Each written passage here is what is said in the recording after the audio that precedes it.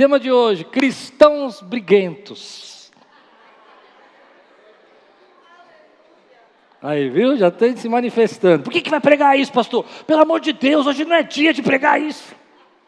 Calma, irmão, não precisa brigar comigo. Tem cristão briguento aqui hoje? Tem alguém? Não, quase nunca brigo.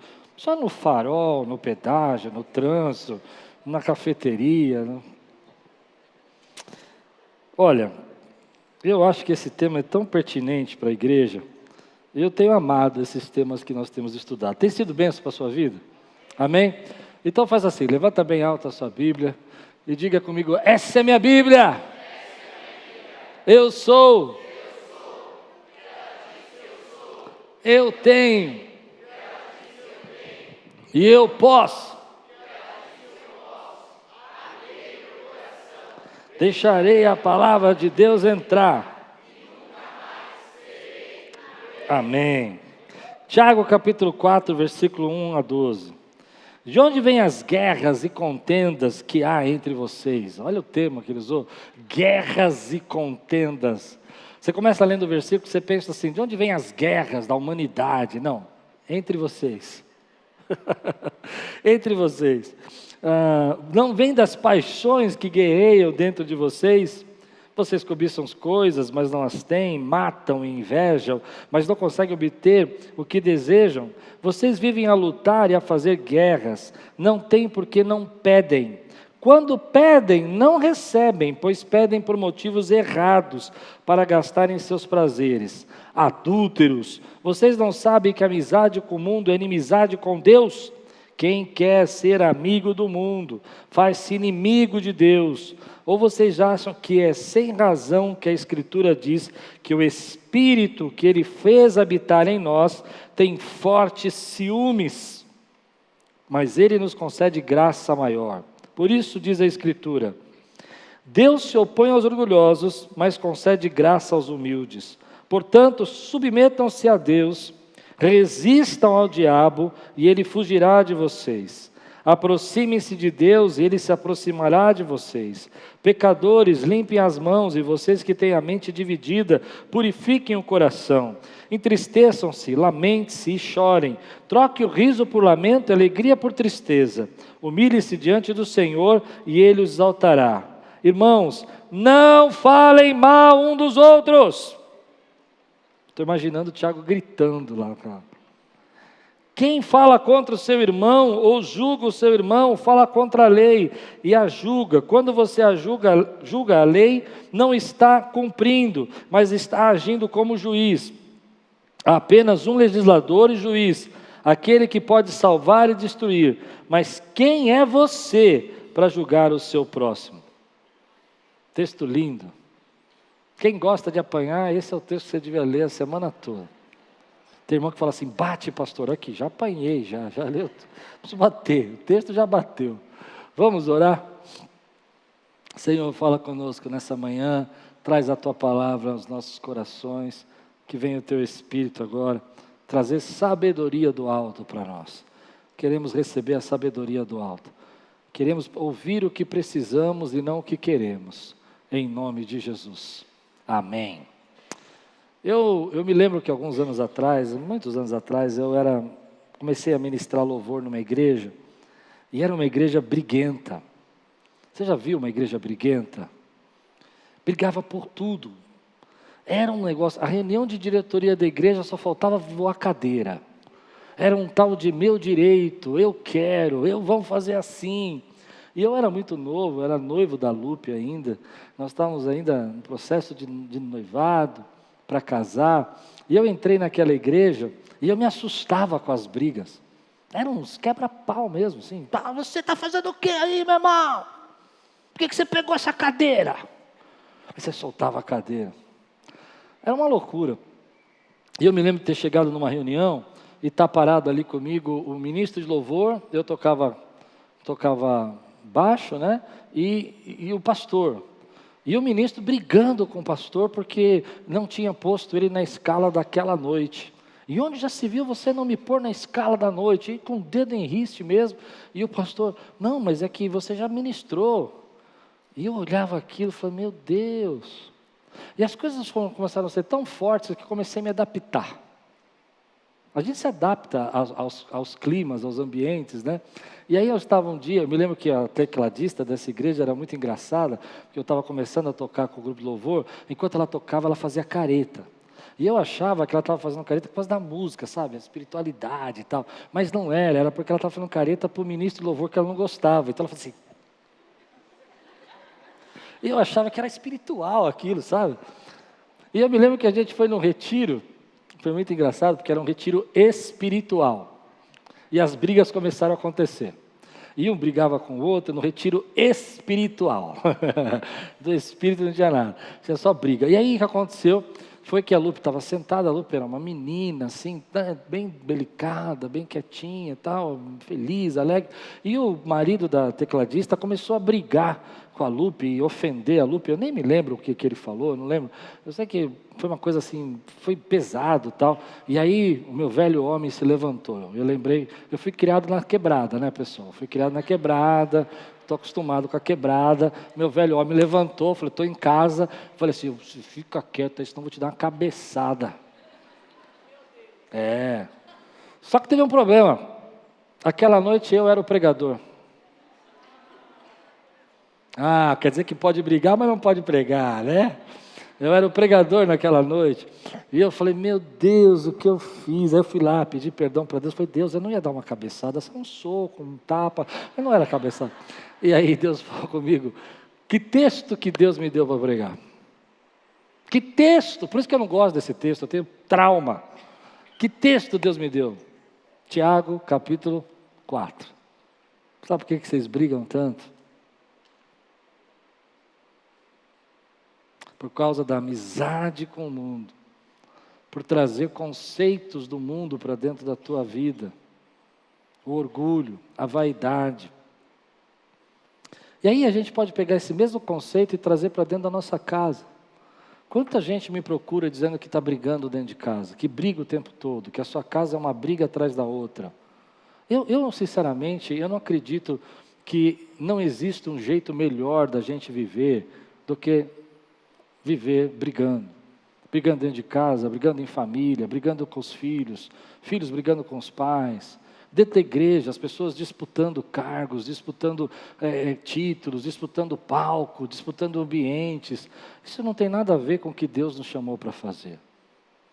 A Bíblia está dizendo para nós, Tiago está dizendo, olha, que todas essas brigas estão acontecendo por causa da vaidade. E aí eu vou fazer uma pergunta para você. Para um pouco para pensar nas últimas brigas que você teve. Aquelas que você ficou bravo mesmo. Não nessas briguinhas do tipo, tchau, passou. Não, aquelas que você falou, que você se expôs, que você, sabe, abriu a boca e foi além do normal. Quanto dessa briga poderia ter sido evitado se você tivesse deixado seu orgulho de lado? Seja sincero. Será que a Bíblia está errada no que ela está dizendo? Será que às vezes a gente não briga tanto por causa da vaidade? É claro que a gente precisa de um pouco de vaidade. Ninguém quer acordar de manhã e ver aquele marido com aquele cabelo de pé, o marido com aquela camiseta de deputado, amor, acordei, com aquela cara de ogro. A vaidade tem o seu equilíbrio, tem o seu lugar. A vaidade tem o seu lugar. Amém, querido? Mas quantas vezes a gente está brigando por causa de vaidade? Você não me deu esse lugar, você não falou assim para mim, você não disse essa palavra que eu queria. E às vezes a pessoa nem sabia que tinha que dizer, ela nem imaginou que era importante isso para você. Ela estava pensando em outra coisa, mas você se sentiu diminuído, se sentiu desvalorizado, se sentiu ofendido, e a briga começou a acontecer dentro de casa, e você começa a pensar em tudo isso. O que eu aprendi naquela igreja é que, se você quiser parar o crescimento da sua vida pessoal, ou da igreja, ou do ministério, é só você deixar esse orgulho todo e essa vaidade entrar na sua família. Então tudo aquilo que Deus quer fazer na sua vida vai parar, porque a Bíblia diz que Deus resiste ao soberbo, mas dá graça, dá favor imerecido aos humildes. O que a Bíblia está dizendo para nós é que às vezes nós não percebemos que nós estamos deixando esse orgulho todo gerir a nossa vida e estamos tentando trazer o conceito do mundo para dentro da nossa vida e da nossa família, coisas que não se misturam e você não consegue viver, porque quando o mundo está dizendo que é melhor você ter poder, é melhor você ser reconhecido, valorizado, que todo mundo te aplauda, que você seja uma celebridade, Deus está dizendo para você que você foi chamado para ser servo. E servo não é uma celebridade, servo é simplesmente servo. Paulo diz, somos escravos de Cristo, Tiago diz também no começo do nosso estudo, somos escravos de Cristo, e era o irmão dele, ele podia dizer, eu sou uma celebridade, eu sou irmão de Jesus, mas ele diz, eu sou escravo. Então, quando a gente começa a misturar esses conceitos e começa a trazer para dentro da igreja, ou para dentro da nossa família, onde o filho não honra o pai, porque lá fora no mundo as pessoas dizem que você não precisa honrar ninguém, você tem direitos iguais, você tem que falar com seu pai de qualquer jeito, teu pai é teu pai, mas a Bíblia diz, honra teu pai e tua mãe, que é mandamento com promessa, tem promessa de longevidade na tua vida. Mas você não vai aprender isso lá fora, não precisa respeitar a autoridade, você tem que ter os seus direitos, você tem que se impor, aí você entra na classe, você não aprende nada que o professor ensina, por quê? Porque você não aprende porque você não respeita a autoridade. E a graça que Deus quer derramar na tua vida não chega. Então a primeira ideia desse texto, que o texto está falando para mim e para você, ele está dizendo assim, olha, por que tem tanta guerra? Por que tem tanta batalha? Porque vocês não conseguem se entender, vocês não conseguem compreender que essa amizade, esses conceitos do mundo, não tem nada com Deus. E vamos ser sinceros, é muito difícil você viver e crescer numa casa onde a contenda acontece. Lugar onde as pessoas estão pensando sempre nos primeiros lugares. Vou explicar isso. Os pais aqui vão entender. Às vezes você faz tudo para o seu filho e mais um pouco. Mas o seu filho vai dizer para você que ele não se sente valorizado por você. E aí você continua fazendo tudo e mais um pouco. E ele continua dizendo que você não valoriza. Porque o problema não é a valorização. É o sentimento dele. É ele ficar provando o tempo todo que você precisa ser valorizado. E quando a igreja começa a criar essa cultura, que todo mundo tem que ser o tempo todo valorizado, a gente começa a ter briga. Porque é impossível valorizar o tempo todo. É impossível agradar as pessoas o tempo todo. A gente precisa entender que, na verdade, o conceito que vai mudar, que vai diminuir a briga, é o que a Bíblia diz. Quando diz, olha, vós maridos, amai as vossas esposas. Uau!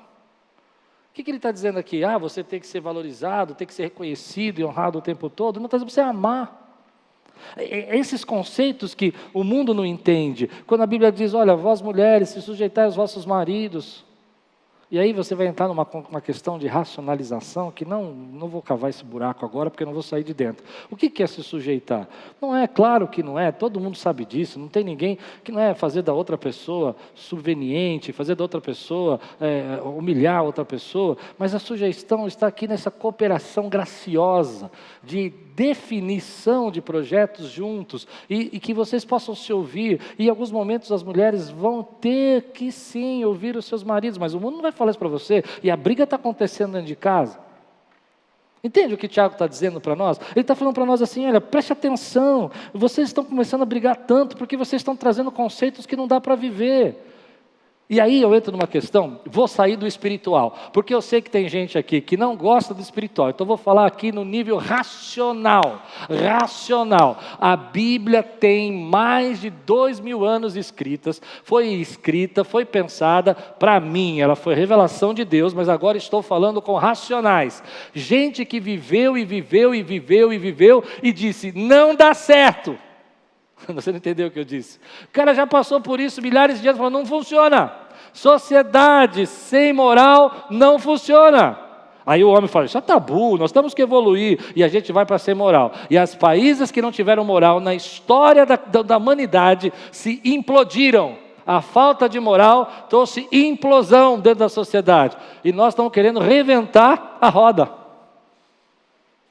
Dá para entender o que eu estou dizendo? Mas você é inteligente. Claro que você é, só que você quer ser mais inteligente do que 4000 anos de estudo. Você quer ser mais... agora eu vou voltar para o ser espiritual. Mudei meu reloginho. Fora que Deus está ensinando você. Deus está mostrando para você a palavra dele. E a Bíblia vai dizer para nós, então agora vamos trazer para a prática. Por que algumas coisas não funcionam? Por que algumas coisas não acontecem? Você já viu aquele cara talentoso, gênio? O cara é bom, o cara é bom, o cara é bom. Entenda, me segue, o cara é bom. O cara tem talento, o cara chega no teclado, ele toca muito, ele canta muito, ele toca muito. Mas a vida não vai para frente. Lembrou de alguém? Chega no seu trabalho, tem aquele cara talentoso, você fala, esse vai arrebentar. O currículo dele derruba, cai a folha assim, vai caindo no chão. Só que quando ele começa a trabalhar, não flui. Lembrou de alguém? Lembrou de alguém? Trouxe ele à memória? Você fala, como que um cara desse talentoso, canta bem, toca bem, fala bem, faz tudo bem e não funciona? Lembrou de alguém? Por que não funciona? Dá você a resposta. Orgulho. Vaidade, pede para ele fazer. Eu não posso fazer isso porque o meu nível não está no meu nível cantar essas músicas. Eu canto as músicas. Canta para Deus, meu irmão, não canta as músicas que você gosta. Pronto, falei. Se você olhou para essa pessoa e chegou à vaidade, você entendeu o que o Tiago está dizendo. O Tiago está falando assim, olha, vocês pedem e não recebem. Por que não recebem? Porque pedem para suas vaidades. Em outras palavras, Tiago está dizendo assim, o mundo, a sociedade valoriza o que você faz. Ah, você é um bom isso, você é um bom aquilo, você consegue fazer isso, você faz aquilo, mas Deus valoriza a sua intenção. E às vezes Deus dá graça, às vezes não, a Bíblia diz que Deus dá graça aos humildes. E Deus está dando graça a você que hoje se mantém em humildade. Está dando graça a você que está dizendo assim, eu vou na contramão. Está dando graça a você que está dizendo assim, eu vou aprender o que a palavra de Deus me ensina. Eu vou entender esse conceito. Ao invés de fazer, então, isso eu não acredito, isso eu não concordo. Eu vou tentar entender o que Deus queria me ensinar. E quando você consegue entender o que Deus queria te ensinar, você está buscando graça de Deus para a tua vida. E graça é o quê? É favor imerecido. Deus tem favor imerecido para a tua vida. Por isso algumas coisas não fluem, não acontecem, porque você está saindo da graça, você está confiando no seu talento, você está confiando na sua habilidade, você acha que você pode se resolver. E Deus está dizendo, ei, eu dou graça, favor imerecido aos humildes. Olha que interessante, tem uma história na Bíblia, que é muito clara isso na Bíblia. Quantos aqui conhecem a história de Ruth? Ruth era uma moabita. Uma moabita é um povo amaldiçoado.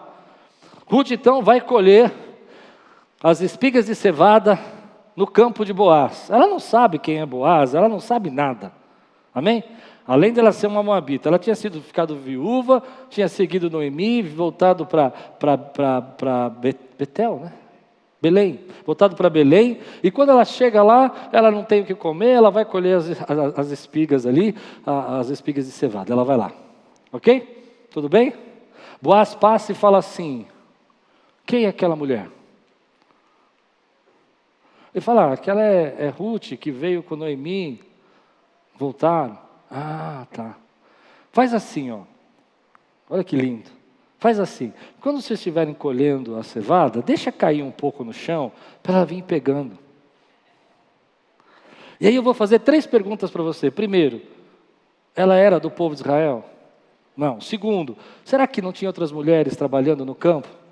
Tinha, não tinha? Amém? Será que ela era mais bonita? Não sei. O que eu sei é que graça é assim. Deus acende uma luz sobre você e fala assim, vai brilhar. E vai brilhar porque a minha graça está sendo derramada. E você começa a colher aquilo que você não plantou. Você não plantou e está colhendo. Alguém está deixando cair aquilo que era para você receber. E você fala, mas eu não plantei isso. Eu fico imaginando Ruth andando por ali e falando assim, mas peraí, mas por que está caindo tanto aqui? Eu não estou entendendo. Porque ela não sabe o que foi conversado a respeito dela. Ela não sabe o que foi determinado. Assim você não sabe o que foi conversado a seu respeito da parte de Deus. E o favor de Deus vai alcançando a tua vida, porque Ele dá graça aos humildes. E é isso que a gente precisa entender, quando essa vaidade toda está chegando na nossa vida, a gente está perdendo a graça. Coisas que você não pode resolver, que a graça vai resolver para você. Situações que você não pode mudar, que a graça vai mudar. Porque algumas pessoas vão até ficar bravas com você, já aconteceu isso na sua vida, que vão dizer, mas por que estão fazendo isso para você? Por que estão fazendo isso para você? Graça. Eles não conseguem entender. Não, mas todas as mulheres estão colhendo aqui normal e trabalhando, e por que essa mulher chega aí e vai recolhendo mais que a gente? Graça. Porque Deus dá favor, graça, favor imerecido aos humildes. A Bíblia está dizendo para nós, então, que quando eu começo a entender isso, eu começo a perceber que tem tanta coisa que eu luto, que eu guerreio, que eu brigo, que não vale nada. Que daqui 2 minutos você já esqueceu e você ficou tão nervoso, tão irritado, você falou, não vou fazer, não vou fazer. Quem está pensando esse homem que é para falar assim comigo? E 2 minutos depois você fala, por que eu estou tão bravo? 1 mês depois você fala, por que a gente brigou mesmo? Nem lembro. Sabe por quê? Porque a gente está deixando entrar essas coisas no nosso coração. E toda vez que você deixa entrar esse orgulho no seu coração, essa vaidade, a Bíblia diz que Deus resiste ao... O que é resistir ao soberbo? Eu não sei se tem um versículo que eu tenho medo na Bíblia, é esse. Medo no sentido de prestar atenção, sabe? De ficar preocupado. Quer dizer o seguinte, pensa em Deus jogando no seu time. Você sozinho com Deus é a maioria. Agora pensa Deus jogando no time do adversário. E você tentando fazer o maior drible da sua vida. E Deus só olhando para você e fechando o gol todo. Você não faz gol, irmão. Porque Deus resiste ao soberbo. Lembra daquele exemplo que eu te dei? Da pessoa que é um talento, que faz tudo e tal, e não vai para frente? Lembra dele? Vamos inverter o exemplo? Vamos mudar agora? Lembra daquela pessoa que não é muito talentosa? Não é muito talentosa. Você sabe, às vezes você senta aí e fala assim, não acredito. Como é que pode estar fazendo isso? No seu trabalho, na igreja, no ministério. Sabe aquela pessoa que você fala assim, olha, ela não canta bem, ela não toca bem, mas ela é uma bênção. Você já disse isso a respeito de alguém? Eu não sei explicar, ela não fala direito, ela não faz nada muito bem. Para correr ela é um pato, não é? Para subir na árvore ela é um esquilo. Não, ela é uma águia. E para voar ela é um esquilo. Voa só um pouquinho e cai. Com as asinhas, aquela plenugem dele. Aí você fala, mas como é que pode prosperar tanto? Lembrou de alguém? Quem lembrou aqui? Qual é a qualidade dela? Humildade. Ela sabe que não canta bem, mas ela pega um violão, ela sabe que não toca bem, ela pega e começa a louvar e adorar, e a nuvem de glória enche esse lugar. Sabe por quê? Porque Deus dá graça. Porque Deus não se impressiona com o nosso talento, Deus se impressiona com o nosso coração. Porque Deus não está impressionado, querido, com a nossa performance. Ele não se impressiona com a nossa performance, Ele impressiona com o seu derramar na presença dEle, querido. E aí você lembrou dessa pessoa, e aí você vê que porta se abre, ela recebe convites inesperados, ela tem bênçãos que você não imagina. Você fala, mas por que todo mundo quer abençoar essa pessoa e ninguém me vê? Aceita essa palavra hoje. Quantos recebem essa palavra na sua vida? Porque às vezes a gente não percebe. Eu às vezes não percebo o quanto que eu sou orgulhoso. Eu imagino, é verdade. Às vezes a gente fica incomodado com algumas coisas, né? Fala coisas na hora que não devia, e você perde as bênçãos de Deus. Mas Deus, repete comigo, dá graça aos humildes. E esse humilde aqui é o coração contrito, esse humilde aqui é o coração quebrantado. Humilde aqui não é humilde no sentido de situações financeiras ou problemas, essa pessoa é humilde financeiramente. Não é isso. É humilde de alguém que olha para dentro de si e reconhece, querido, o seu orgulho, a sua vaidade, deixa de lado um pouco e vai fazer o que Deus mandou. Você é servo. E uma igreja, quando pede a noção que a gente é servo, que a gente está aqui para ministrar para a glória de Deus. Estamos aqui para pregar para a glória de Deus, não para a nossa glória. Estamos para fazer os trabalhos. Não existe trabalho maior ou menor na igreja. Todos nós servimos a Deus. Não existe irmãos mais importantes que os outros. Todos nós somos servos do Deus Altíssimo. Quando a igreja perde isso de vista, meu irmão, a igreja começa a se perder. Quando uma família perde também de vista isso, as brigas começam a acontecer. Olha que forte. Um filho que não recebe o seu pai, um pai que não recebe o seu filho, que não ouve o que ele tem para dizer, um filho que não tolera o ensino do seu pai, um pai que não provoca a ira do seu filho, como diz a palavra, com tantas cobranças. Deixa Deus tratar tudo isso. Porque o que o texto vai falar para nós é que a escada da bênção, do sucesso do cristão, tem os seus passos, os seus degraus. E eu queria saber se tem alguém aqui preparado para subir essa escada hoje comigo aqui. Você gostaria de subir essa escada? Eu chamei de escada do sucesso do cristão. Porque eu sei, porque a escada do sucesso do cristão, ela desce, ela não sobe.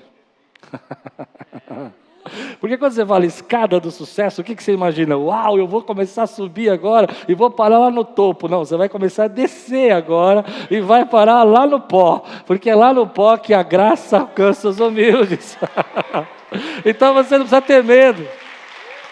Você não precisa ter medo de dizer a escada do sucesso. Vamos dizer juntos?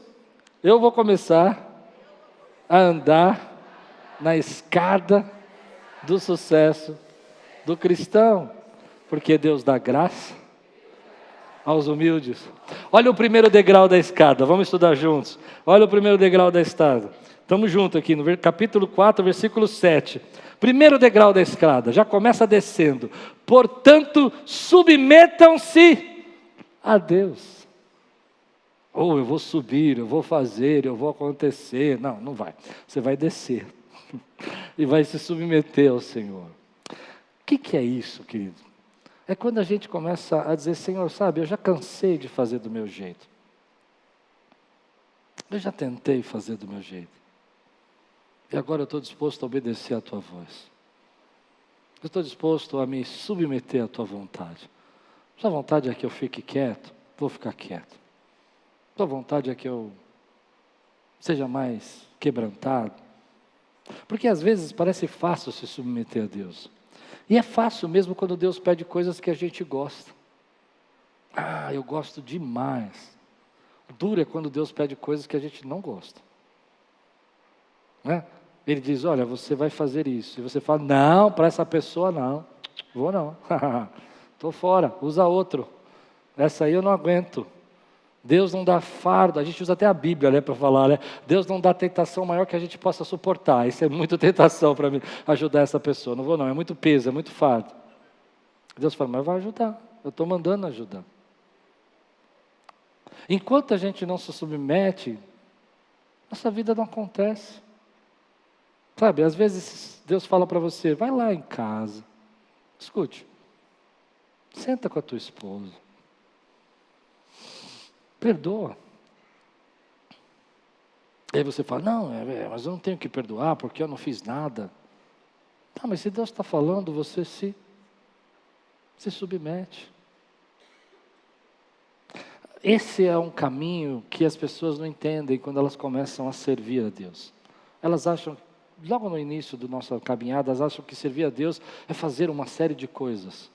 E eu aprendi que servir a Deus é fazer só uma coisa que Ele pediu para você. Ele não pediu 20 coisas, Ele pediu uma.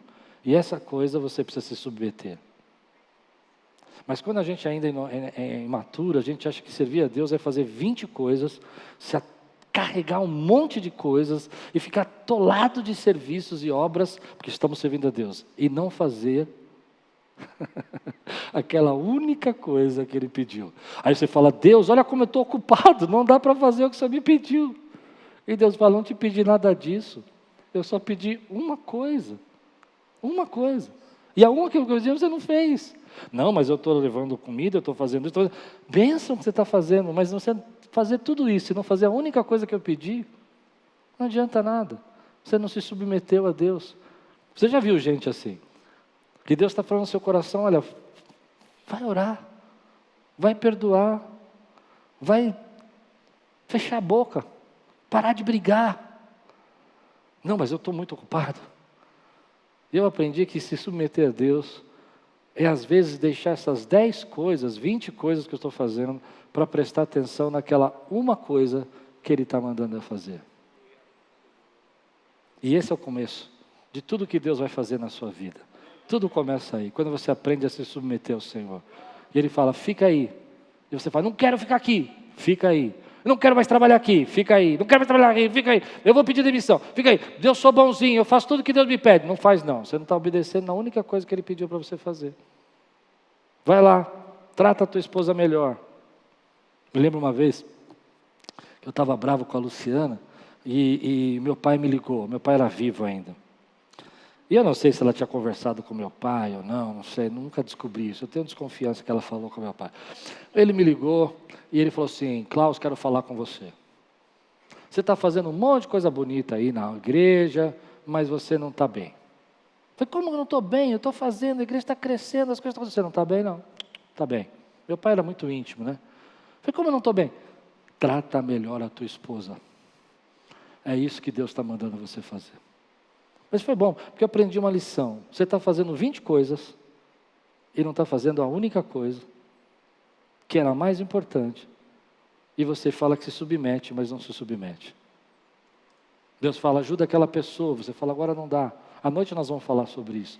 Deus fala, supre. Você fala, não dá. Vou correr, meu horário acabou. E estou no começo da escada ainda, estou no primeiro. Vamos lá. Segundo, esse eu gosto bastante. Portanto, submetam-se a Deus. O segundo diz aqui, resistam ao... eu estou me submetendo a Deus, eu me batizei, eu orei, que bênção. Segundo degrau que você precisa descer, é que você vai aprender a resistir ao diabo.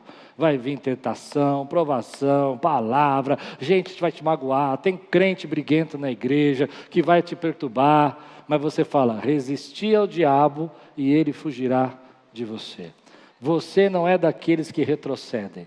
Quem aqui já passou por isso entende o que eu estou pregando. Essa é a escada, você fala, não, vou servir a Deus, vou amar o Senhor, eu vou me submeter ao plano de Deus. E de repente tudo parece que é contrário. As pessoas não são legais, as brigas começam, as lutas se levantam, mas você fala, ei, esse demônio não é para expulsar, esse demônio é para resistir. Eu vou resistir e vou alcançar graça, eu não sou daqueles que retrocedem, eu vou continuar, porque Deus dá graça aos humildes. Então eu sei que eu estou apanhando, eu sei que o diabo está tentando me peneirar, mas eu vou continuar fazendo o que Deus mandou eu fazer, porque uma vez eu me submeti ao Senhor e vou continuar submisso à vontade dEle. Resiste ao diabo e ele fugirá de você.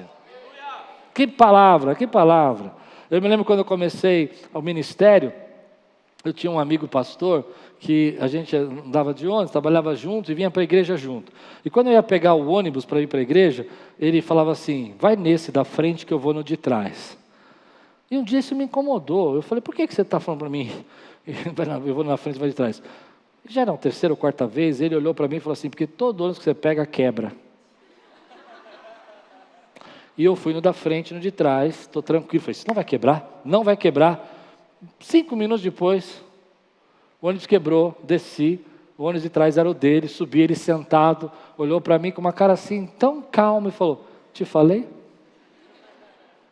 Mas aquilo me ensinou uma lição importante. Tem coisas na sua vida que vão apertar, vão ser difíceis, mas você resiste, meu irmão. O diabo tenta colocar coisas na sua cabeça, pensamentos de derrota, pensamentos de morte, palavras de fracasso, ideias, pessoas te caluniam, gente se levanta no trabalho e você está fazendo tudo certo. Essa é a hora que você fala, resiste ao diabo e ele vai fugir de você. E você desceu o segundo passo. Quando você aprendeu a resistir, ele foge. Quando você diz, eu não vou parar, ele foge. Quando você passa pela peneira, ele tenta te chacoalhar, te peneirar, e você fala, tudo bem, eu estou aqui, eu vou continuar pregando, eu vou ser um adorador, eu vou ser alguém que fala da graça de Deus, eu vou ser cheio do Espírito, eu vou viver na plenitude que Deus tem para mim, aquilo que Deus preparou, ele foge de você. Não é assim? Pensa na tua história de vida. Não foi assim quando você se converteu? Não foi desse jeito? Você se submeteu à palavra, aceitou a Jesus, quis se batizar, as coisas apertaram. Misericórdia, as pessoas se levantaram. Que luta. E aí então ele vai para o terceiro degrau, que eu acho muito bacana. Ele vai dizer o seguinte, se aproxime-se de Deus. É nessa hora que você começa a passar pelas lutas, você não entende porque está apanhando, que você mais ora na sua vida. Outro dia eu vi um pastor falando para um outro pastor, achei a história fantástica. 2 pastores conversando, falaram o seguinte, quando nós começamos o ministério, ele dormia na cozinha, da igreja, não tinha casa, dormia num porão ali na cozinha da igreja. Ele falou, eu orava todo dia. Mas agora a vida ficou mais calma, a gente parece que fica mais devagar na oração. Interessante, né? É verdade? É nessa hora que você se aproxima de Deus, é na luta que você se aproxima. Você começa a viver coisas, e quanto mais você se aproxima de Deus, mais íntimo você vai ficando de Deus. E aqui eu quero fazer uma pergunta para você, responde esse apelo para mim. Quantos querem ser íntimos de Deus aqui? Ou quantos querem performar? Quantos querem ter performance? Eu quero ser íntimo de Deus. Quantos querem ser íntimo de Deus aqui, meu irmão? É isso que Deus está falando para nós, Ele está tocando o nosso coração, está falando assim, olha, essa é a escada que você está descendo, então desce rápido, você está devagar demais. Por isso que está demorando tanto. Ai, eu me submeti a Deus. Ai, que bênção, acabou não, agora resiste ao diabo. Ai, está muito difícil, eu vou abandonar. Volta 3 casinhas para trás. Já jogou esse jogo? É horrível, né? Volta 3 casinhas. Aí você fala, não dá. E tudo fecha, a porta fecha, as portas fecham, o emprego fecha, tudo. Ai, eu preciso de Deus. Se submete. Casinha 1, resiste, aprendi. Aí você fala, glória a Deus, está tudo resolvido. Não, casinha 3, seja íntimo. Seja íntimo. Sai dessa religiosidade. Sai dos seus conceitos vãos. Se aproxima de Deus. E aí o que acontece quando as pessoas se aproximam de Deus? 4 degrau. Qual é o quarto? Limpe as mãos. Uau! Começa um processo de você tirar coisas da sua vida e colocar coisas na sua vida. Isso chama santificação. A gente entende santificação como coisas que tiramos da vida. Mas limpar as mãos não é só o que você tira das mãos, mas o que você coloca nelas. Ninguém limpa as mãos sem lavar as mãos com sabão. Então você fala, não, passei uma aguinha. Olha, eu bati a mão, está preta. Você precisa jogar sabão. Ou seja, tem coisas que Deus vai trazer na sua vida para tirar coisas que não servem mais para você. Tem bênçãos espirituais, conceitos espirituais, aprendizados espirituais que vão limpar suas mãos. Deus está formando o seu caráter, Deus está formando a sua identidade, Deus está trazendo a palavra dEle para o seu coração, e tem coisas que não servem mais para você, amigos, alguns não servem mais para você, infelizmente não servem, porque se você andar com eles, você vai sujar sua mão de novo, e dói, mas é verdade, tem pessoas que não servem mais para você, isso não quer dizer que eu estou fazendo acepção, mas é que eles vão te levar para o mesmo buraco que você saiu, porque eles não saíram do buraco ainda. Então Deus precisa trazer outras coisas para você, coisas que você se alimentava emocionalmente não servem mais para você, e Deus vai trazer outras coisas para você. Você precisa limpar as mãos, e quando você aprende a limpar as mãos, você fala, uau, acabou, e Deus fala, não, agora eu vou tratar o teu coração, porque o teu coração não pode ser dividido, diz o texto, entre os conceitos do mundo e a mim. Coração dividido não prospera. Coração duvidoso não pode receber nada de resposta de Deus, diz Tiago. Então Deus vai trabalhar o teu coração. E Ele vai fazer você entender que esses conceitos, essas ideias que Deus está trazendo para você, é para afirmar o seu coração. É para trabalhar o seu caráter. Porque você está muito preocupado às vezes, quando você não foi trabalhado o caráter, você fica tão preocupado na sua performance, no seu jeito. E Deus fala, não é nada disso, é intimidade, é mãos limpas e é coração certo. E Deus vai falar para você assim, sabe por que as coisas não prosperam na sua vida? Porque você não queimou os navios. Você tem coração dividido. O que é o coração dividido? O que é queimar os navios? Eu não me lembro bem, eu não coloquei aqui na minha pregação esse exemplo, mas teve eu acredito que era grego que foi invadir a Pérsia, ou era a Pérsia que foi invadir os gregos, depois você procura e me acha. É uma história verdadeira. E ele me avisa, me lembra. E ele foi invadir. Quando ele chegou na beira da praia com seus navios, o exército que estava na praia era maior. Por isso que a gente fala queime os navios. Era maior do que ele tinha levado. Então o seu exército começou a desembarcar na praia. E o comandante virou para o seu oficial e falou, queime os navios. E o oficial olhou e não entendeu nada. Queime os navios. E eles queimaram o navio. E ele olhou e disse assim, você não tem plano B, você não tem rota de fuga. Ou você vence o exército inimigo, ou vocês morrem. E o que aconteceu? Eles venceram. Então a gente diz queime os navios. O que é queime os navios? É quando você está o coração dividido, é porque você tem plano B. Se Deus fizer, eu adoro. Se Deus não fizer, eu não adoro. Eu vou dizer, você adora de qualquer jeito porque você é um adorador. Quem pode dizer amém por isso? Você adora de qualquer jeito porque é um adorador. Você não tem plano B. Para onde iremos nós? Só tu tens as palavras de vida eterna. Não tem plano B. Não, eu vou fazer o seguinte, eu vou casar, mas se ela não me tratar igual a mamãe, eu volto para a casa da mamãe. Vou dizer para você, queime os navios, você não volta a nada. Você fica lá e olha para ela e fala assim, nós vamos aprender a se amar, porque nós vamos viver 30 anos, isso aqui não vai virar uma cadeia, vai virar o meu lar. Quero ouvir você dizer glória a Deus por isso que eu disse isso. É nessa hora que você queimou. Agora, se você tem um naviozinho preparado, não, se ela fizer, eu vou embora. Se eu fizer, eu arrumo outra. Queima o navio, meu irmão. Seu casamento não vai para frente enquanto você tiver plano B. Deus tem que trabalhar o seu caráter. Quando você diz, não tem jeito, não tem volta, não tem... Eu vou contar uma história, quando eu preguei essa pregação aqui, lembrei agora, olha, nós estamos mudando para cá. Eu não dá para esse prédio, Deus me deu essa palavra do outro lado. E eu pensava assim, bom, seguro outro prédio, se eu não conseguir reformar esse, eu fico naquele, está tudo certo. E Deus me deu essa palavra, queima o navio. Queima o navio, porque se você não queimar o navio, você não constrói outro prédio. Então Deus vai trabalhando nessas do coração dúbio. E por que a gente não prospera? Lembra da história? Porque você fica pensando no plano B. E Deus está dizendo, não tem plano B, para mim só tem o plano A. Vou te abençoar, você vai se submeter, vai resistir ao diabo, vai ser íntimo, vai ter mãos limpas, e o teu coração vai ser inteiro na minha mão. E a minha graça vai chegar na tua vida.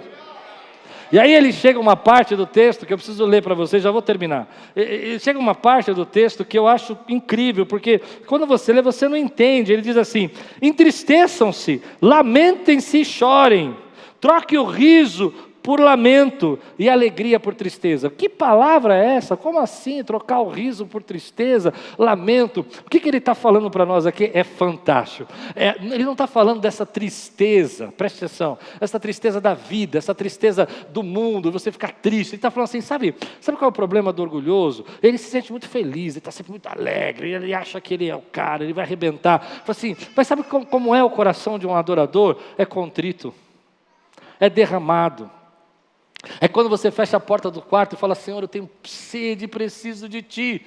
Você não chega para Deus e fala, eu preciso de Ti, Deus. Você fala, tem misericórdia de mim, Senhor. Olha para mim. Porque você se enxergou. Porque você viu as suas limitações. Porque você sabe que o passo que você precisa dar é muito grande, você precisa de Deus. E esse é o último degrau, é quando você prefere a presença de Deus do que o palco. O mundo prefere o palco, você prefere a presença de Deus. O palco para você é consequência da presença de Deus. O palco acontece na sua vida porque você está cheio de Deus.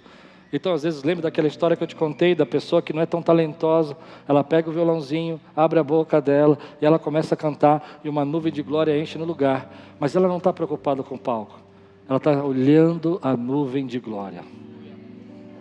Ela vai ajudar uma pessoa, e ela não está preocupada se as pessoas vão saber se ela vai ajudar. Ela não fica lá tirando selfie o tempo todo, mostrando, olha como eu sou bonzinho. Ela vai ajudar. E se aquela pessoa não puder agradecer, não puder fazer nada por ela, sabe o que ela faz? Fala, Senhor, obrigado, porque o Senhor já me deu mais um dia, uma oportunidade de ser bênção na vida de alguém. E ela vai fazer os trabalhos que Deus mandou fazer.